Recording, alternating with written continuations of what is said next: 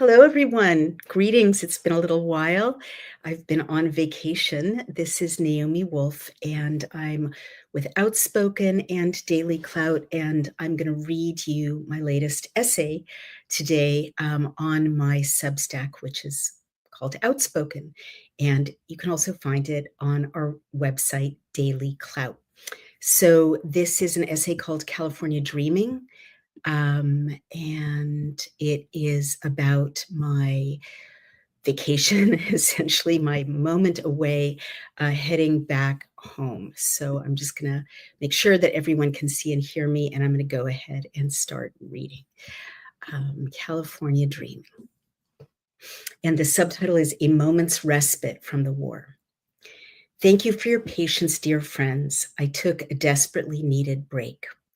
I was sick to death, like existentially sick, soul sick, from 4 years of standing at the abyss of what at times seems like the devil's own canyon, peering into its depths and describing its emerging florid horrors flooding by without ceasing. My life as a reporter and cultural critic and human since 2021 often feels as if I am forced to share a mantra such as this in various iterations, week by week, day by day. And of course, I have all the links here. mRNA, sudden death, mRNA, sudden death, DNA alterations, miscarriages, population collapse, strokes, heart attacks, brain damage, poisoned breast milk, malformed babies, digital ID rollout, apps in training our kids' brains, EMF from all directions, radiating us with no escape, microwaved clouds, weather warfare, strange S in the skies, sperm collapse via pesticides, human DNA in the food supply.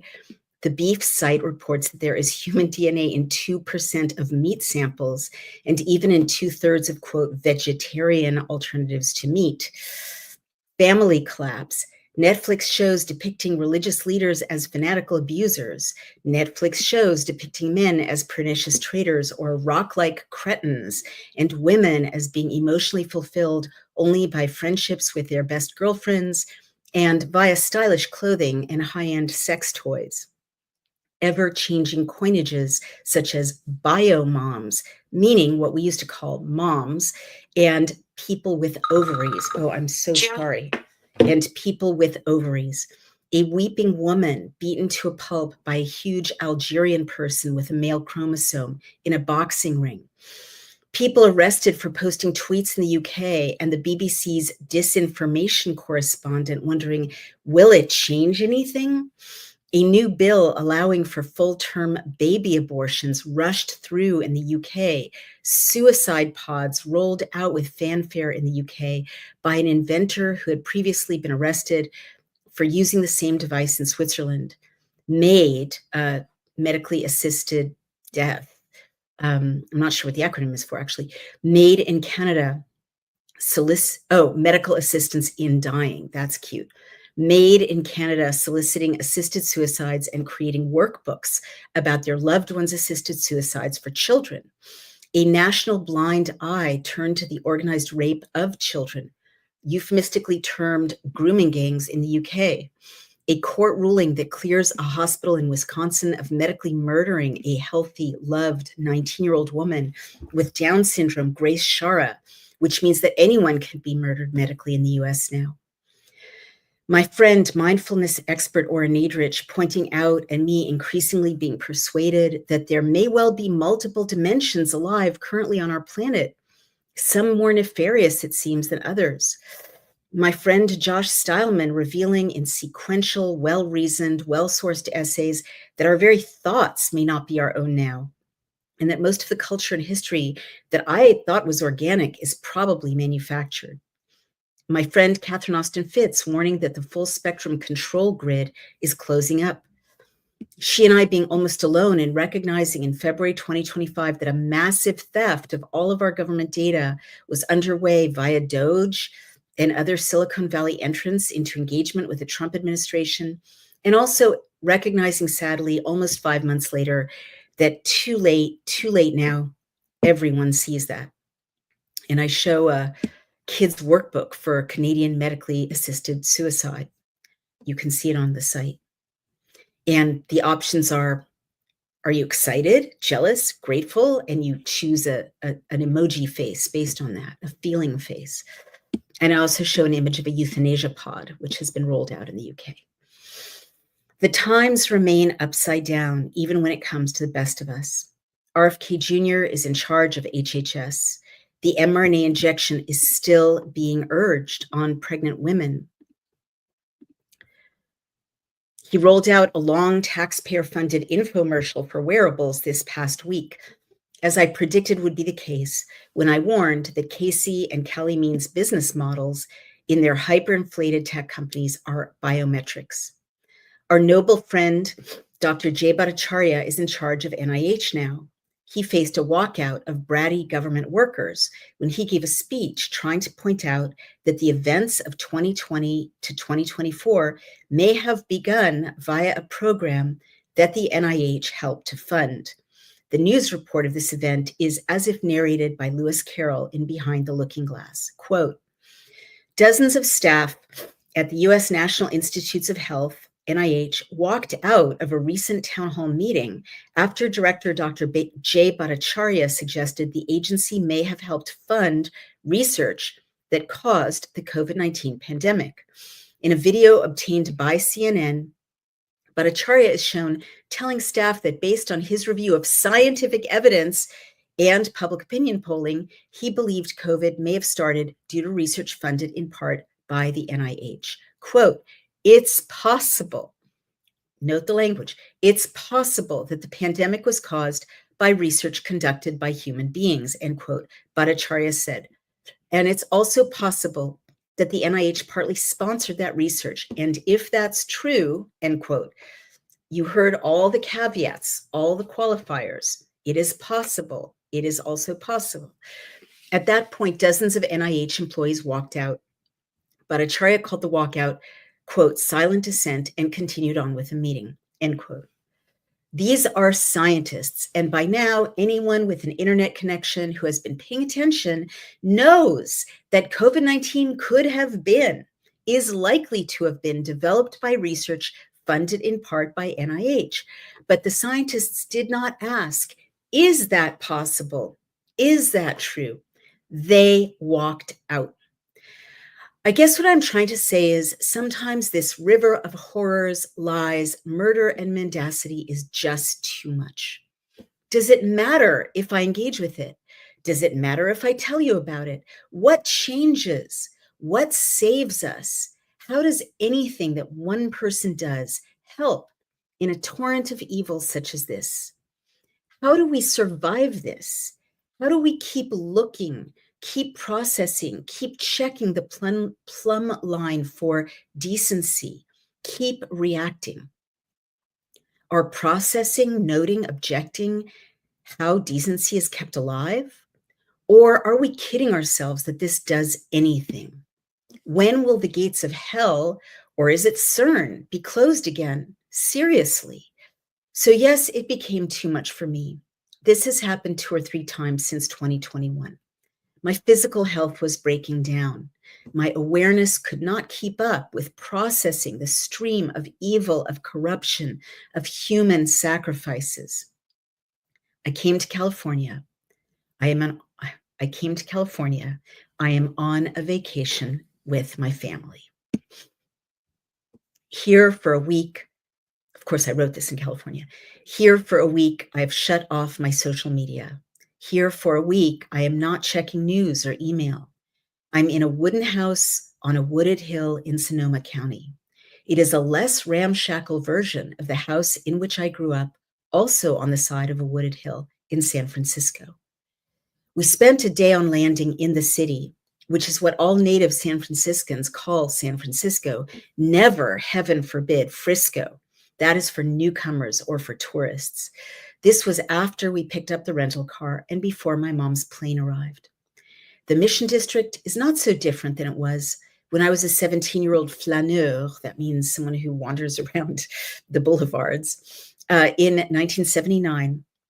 sitting on the sloping grass on Dolores Park, wearing denim bell bottoms and a cropped knit top with a rainbow decal and a jean jacket. My then straight hair, which reached my waist, was parted in the middle. I talked to my friends about Kerouac and the beat poets and music and high school gossip. The boys had shoulder-length hair then, also parted in the middle.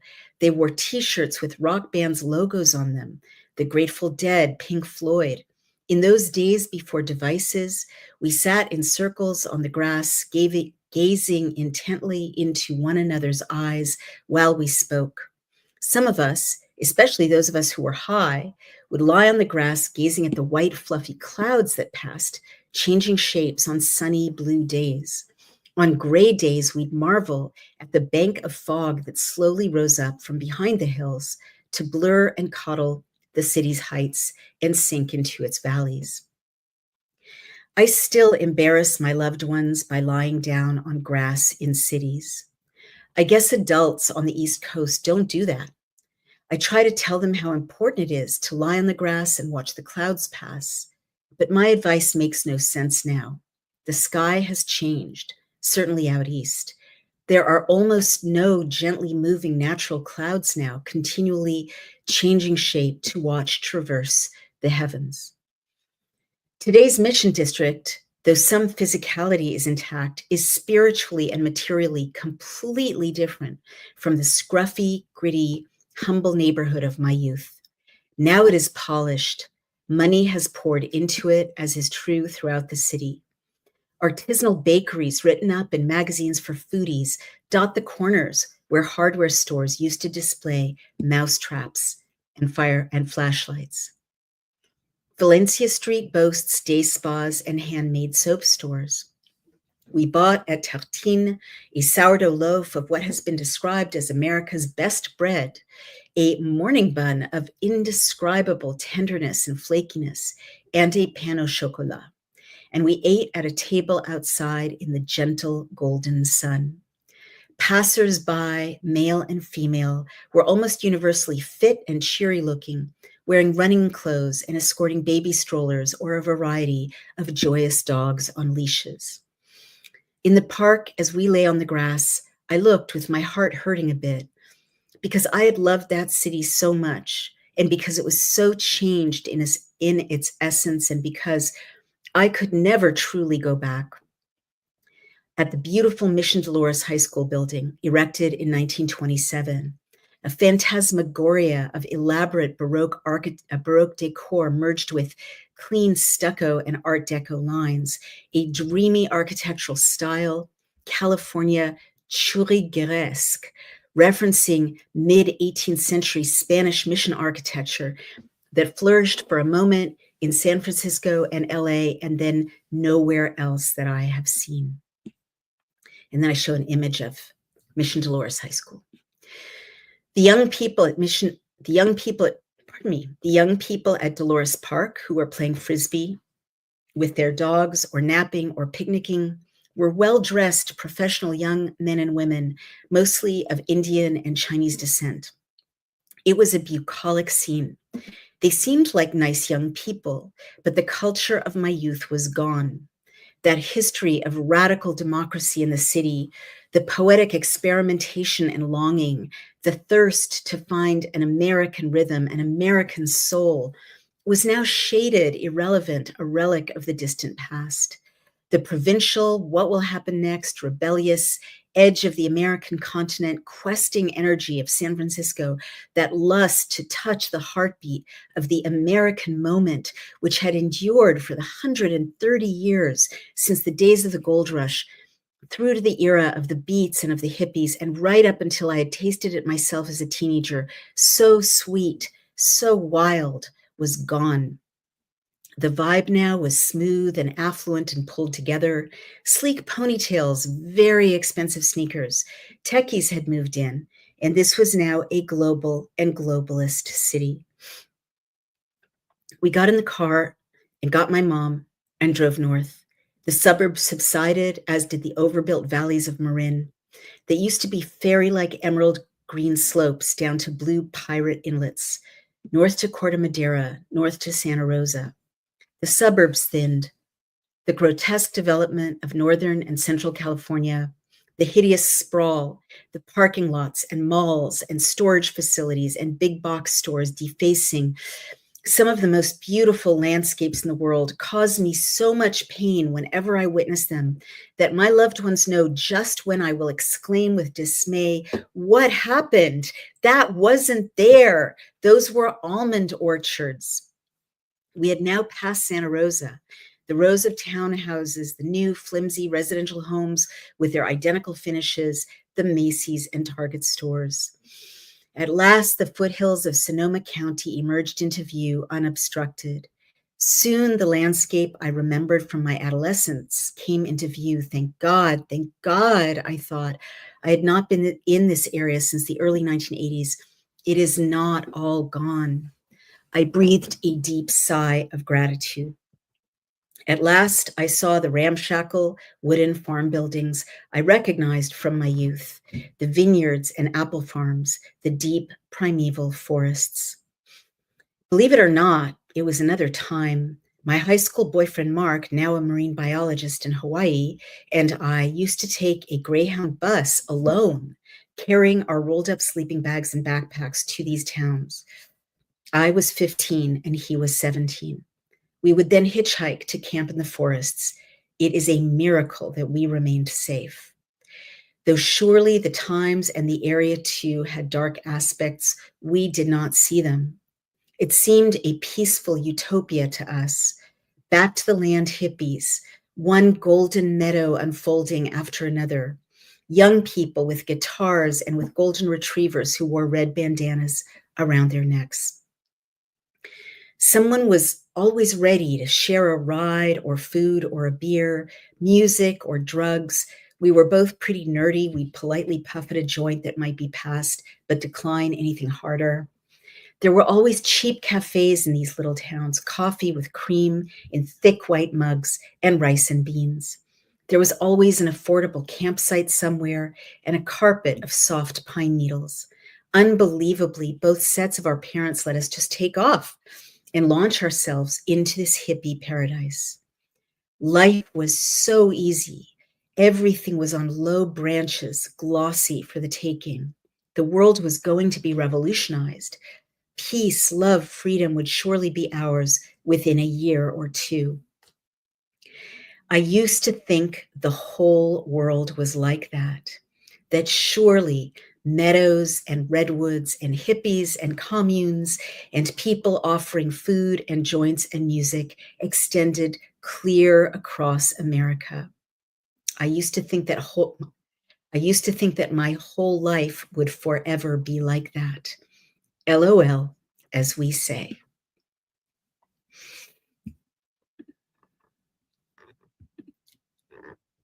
2025 again.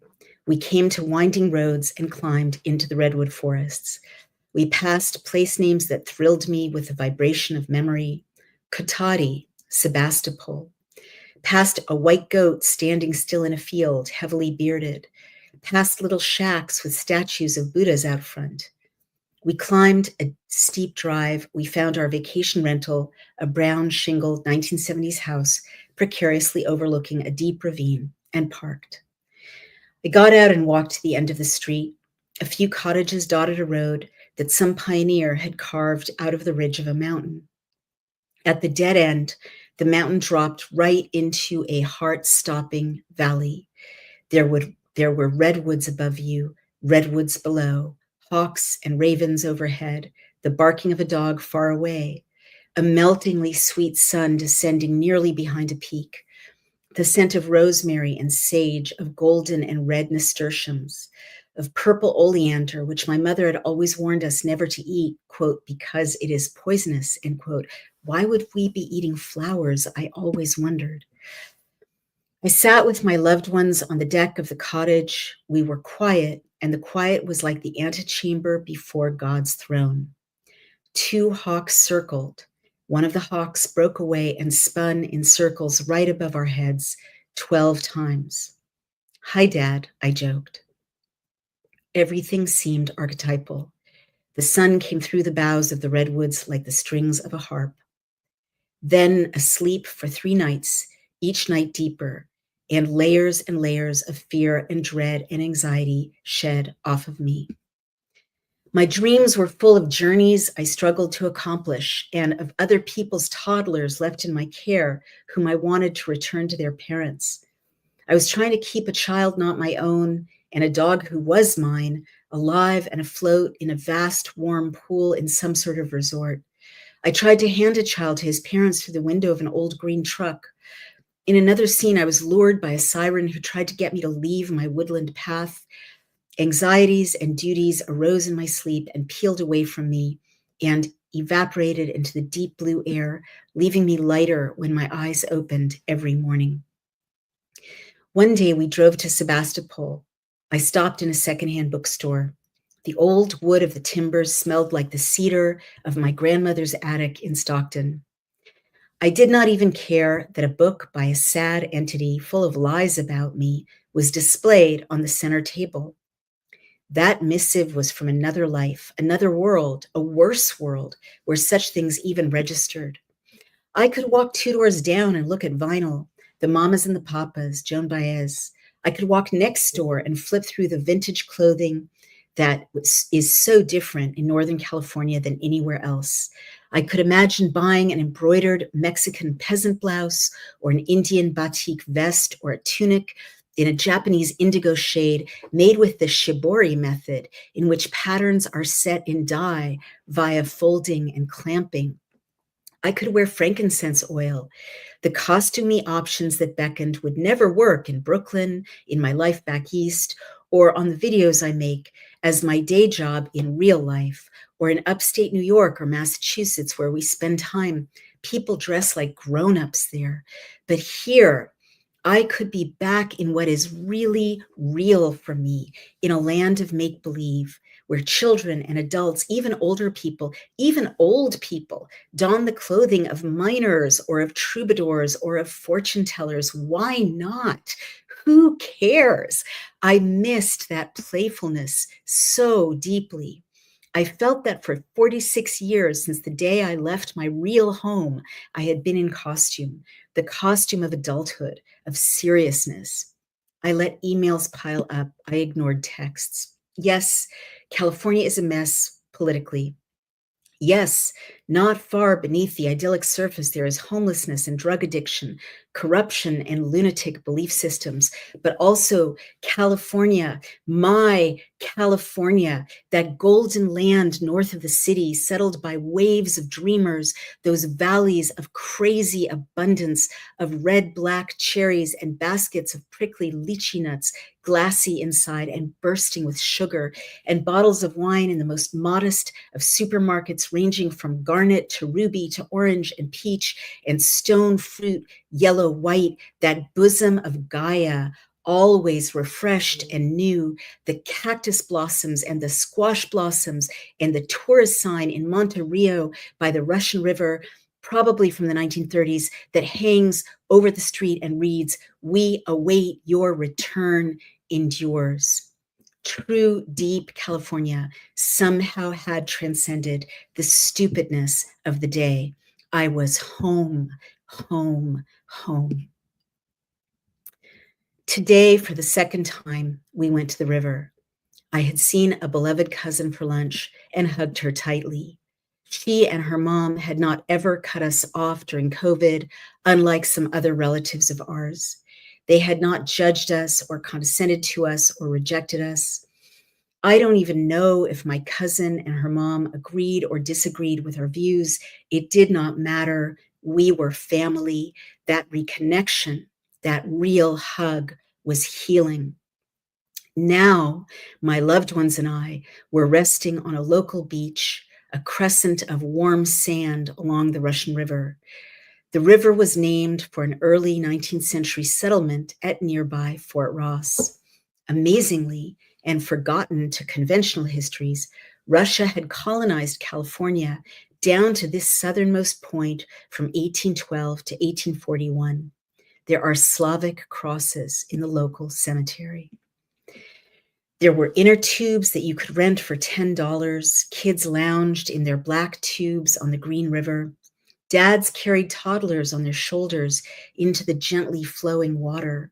Moms spoke to their small children merrily all around us. Yes, honey, it is melting. Ice cream melts, just lick it. Or jesting to a child wandering away carrying a package of Pringles. Are you going to find a family that has better chips than ours? Lying on the sand, I felt the solidity of the earth supporting me, absorbing the silt and bitterness and mess of my grief and of my nearly 5 years of ever escalating mourning. I felt the sun as a blanket over me, the sun that is nowhere else as it is here, a coverlet of steady earthly love. I let it all go. Eventually, I made my way to the water. A loved one's borrowed tevas protected my feet from the little round stones. I waded into the water. It was icy, then bracing, then numbing, then warm. It reached my hips and my ribs and then my clavicle, and I kicked off and swam. I swam to the middle of the river. The water was warm to 3 or 4 feet down, and then the chill, clear current prevailed. Around me were canoes and kayaks. I swam further into the heart of the river, and I was alone. A bridge was above us all, far away. A row of multi-hued ducks, used to humans and ignoring us, swam past me. A tangle of roots and trees were on the far side. My loved ones were distant now, on the opposite shore. I let the water hold me up. The river would sustain me. She, it was a feminine force for sure, would carry me. I was in no danger.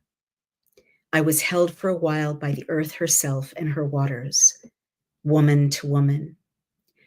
You finished a huge part of your job, was what I understood. It's okay. You can rest, was what I understood. You can rest for a while, she said. That's it. That's the essay. Lots of comments. I will go ahead and read some of them. Steve Ladner says, if people want to survive, they're going to need to stop listening to and depending on the government, for sure. For sure. And Alicia Autry Simon says, thank you, Naomi. May God bless you and keep you safe. Thank you, Alicia Autry Simon. You too. Lily Chen says something I can't verify, so I'm not going to repost it. Spencer Robinson says, miss you on Bannon. Let him know. I miss you guys too. I love being on Bannon. George Cruz loves the color on my walls. Thank you. It was this way when Brian bought it. But I appreciate that. Of course, I'm traveling, so I don't have a studio, but thank you for meeting me anywhere and everywhere. I'm so grateful to you for that. El Maldonado, hi El, love this. I felt the same about the world being a beautiful garden, and it is. Evil has tried to hijack our beautiful life. We mustn't give up. So thankful for you and your warrior spirit, Naomi. Thank you. And George Cruz says, Naomi Wolf, I value your input on what is going on in our world. Well, you guys, that's so nice. And it helps me with reentry because I'm back on the East Coast. Beautiful essay, says Charlotte Day Reese. Thank you, Charlotte. And, we're not quite done, right? And, is reading my book, Promiscuity, Secret Struggle for Womanhood. That's what I think you're referring to. That's wonderful. That's a book I wrote, which has influences from this time for sure, because it was about my adolescence and it's about female adolescence in general, coming of age. So yeah, I do love that book. And thank you for reading it. Thank you for reading all my work, all of you out there that you read. And thank you for following this journey, wherever I manifest it with you and for you. And I should probably wrap up now. You've been with me almost half an hour. I'm super grateful. That's it. That's my essay. I just think it's so important in times like this to just give you a beautiful essay once in a while, as beautiful as I can make it. And for sure, I needed to reconnect with everything in this world that's not, of deepest, darkest evil. And thank God there are still places in the world that are, you know, the life force of Earth, which is, I guess, the same as the life force of heaven. That's my guess. And reflection time is becoming more important. I also totally agree with that, and also time off the off the devices, off the social media, as empowering as these are, and I couldn't talk to you without them. Um, I think it's also so important to protect our minds and our souls and our brain waves from the kind of nightmarish, emotionally stressful interruptions, constant interruptions, especially of um, X style social media, that is like the opposite of the prayer vibe or the creativity vibe. These are real things. Our brains need different brain waves to be creative or to be in prayer or to be in meditation. And literally, social media makes it impossible to switch into that kind of meditative state. I'll have to look up whether it's beta or theta. I don't remember, but the state that you need to be in order to create, in order to pray, maybe even in order to love and connect. So important. But look, guys, the good news, I want to leave you with some good news because I'm usually Debbie Downer. And Betsy Dooner says it's real to be the light in the darkness. I'm going to leave you with some really uplifting thoughts if I can. I have noticed, I wrote an essay about 2 years ago on Substack. You can find it. I think it's something called Bored Lovers, Expressionless Babies. I was noticing that right after everyone got the mRNA injection, or so many people did, that people stopped hugging or touching, like vaccinated people stopped really hugging very much or touching. And it really worried me. Like, I didn't see lovers, making out anymore on beautiful summer nights. I mean, not that I'm a voyeur, but just, that's a nice thing to see, young people in love, holding hands, cuddling, whatever. And even when I hugged vaccinated people, I couldn't feel that heart energy anymore. And we've talked about this a lot. A lot of body workers have confirmed that they too feel that the energies, especially heart energies from their clients who are vaccinated have been interrupted. And it makes sense if there are, for instance, if there are adjuvants in the injections, which we know there are, like lipid nanoparticles, which traverse every membrane in the human body, they're traversing the heart, like physically. And more and more research shows that the heart manifests an electromagnetic field, right? We are, as other people have pointed out, electromagnetic beings. This is not even a woo-woo California thing. It's just true. That's why things like MRIs work and, so on. So, and Healthy Marie says, we have a Russian river in Alaska, so much beauty all around the world, praying you and thankful for your words. Thank you, Healthy Marie 48. Same to you.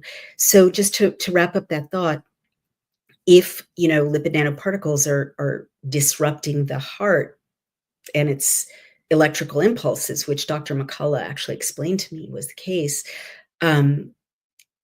it makes sense that it would be interrupting the kind of electromagnetism from the heart, which is what you get when you hug someone you love, right? I mean, that's why we talk about magnetism. That's why some people, you hug them and you just feel repelled, whether they've done anything to you or not. It's almost like magnets going like this. Um, and and where I'm going with this is I was so sad because I saw for several years people on their devices, not talking to their babies, not caring about their babies. That was one definite side effect I saw from the vaccination. People would lost that instinct. I saw this in airports a lot. They didn't know where their babies were, or their toddlers, not their babies, their toddlers would kind of be following behind them, racing to catch up through crowds. And I would be like, your child could get abducted, and people just didn't seem to have that radar anymore of where's my baby, where's my toddler. And they were very happy to like just give babies devices and toddlers devices and just not interact with them. And I was very worried that babies and toddlers were losing the ability to bond and losing eye contact, not making eye contact, not knowing how to create human expressions. I mean, it was horrible. So apropos of all of that, it's not over. I still see that, especially on the East Coast, but interestingly, in San Francisco, where all the techies live who are making our apps and devices, almost none of the young people I saw were on their phones. Isn't that interesting? Almost no one who looked like they were in the tech ecosystem was was using their phone for entertainment. Like literally, they were not looking at their phones. So I'm just telling you that because I think it means they know something about how damaging these devices are to our brain waves and our consciousness and our intelligence. Um, and they're just it's like a social norm. I definitely noticed it. No one's walking around like this in the techie, subculture of San Francisco. And the other thing is I am noticing young people touching more and moms and dads looking at their babies more and talking to their babies more and gazing at their toddlers more. Maybe word has gotten out about how destructive those devices are. That doesn't explain the hugging. Or maybe God is not mocked, and the worst thing these monsters could think to do to us, it's not over yet, but the mRNA injections and that massacre, certainly, in my view, the worst thing they've succeeded at to date in human history, is not as powerful as the healing that our bodies are capable of, being made in the image of God. I don't know. It's a question. I don't know. I have no idea. But I felt very, very inspired to see that people are hugging. And even when I hug my vaccinated friends and loved ones, it's not the roaring blaze that it was before they got injected, that you could practically warm yourself with some people like at a hearth, right? And that's been turned down, but it's not nothing, right? I feel it like embers rekindling. I do. I feel it. So I'm really happy about that because that means it's possible. That means it's possible. And I've become persuaded with, the mentorship of Dr. Ely, who heals me from everything that's physically wrong with me to date in my adult life, that uh, our bodies are capable of absolutely miraculous healing. So on that happy note, and maybe the earth is too, right? But maybe what starts with the healing starts with our minds orienting away from being enslaved to evil and darkness and orienting toward the light. And then maybe healing follows from that, or the knowledge of how to heal follows from that. I don't know. I'm just on this journey with you, but I'm guessing that there's hope there. All righty. Thank you for coming with me. I'm going to sign off. You can find me on Outspoken on Substack. Please subscribe. It takes a team to get these out, get them to you. Please support our sponsors. That's how I'm working on the hug thing. Good for you, Betsy. That's how we stay on the air. So when you order from our sponsors, you're helping us. All this content is free. There's no paywall, but there are costs, so we do need your help. And then over on Daily Clout, if you subscribe there, it helps us so much.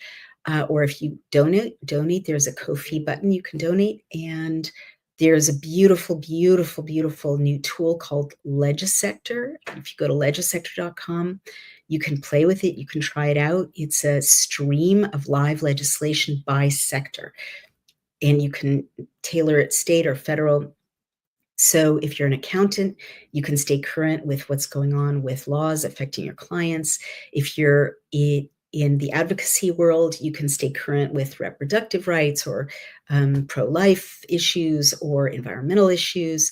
If you're in the energy sector, there's a stream of bills about that. It's 27 industries, and you can choose one and just be absolutely current. You can invest with foresight because you know what's coming down the pike. So it's an amazing tool for transparency, for empowering you. You don't need a lobbyist anymore. You can be your own professional organization. And also I really encourage you to do a 30-day free trial. And it's only like $11.99 a month. It's so affordable. It's much cheaper than our competitors, Bloomberg Government, or LexisNexis States, and it will change your life. Seriously, my next episode will be about top trending bills on Legisector. It'll blow your mind. All right, everyone. I love you so much. See you later.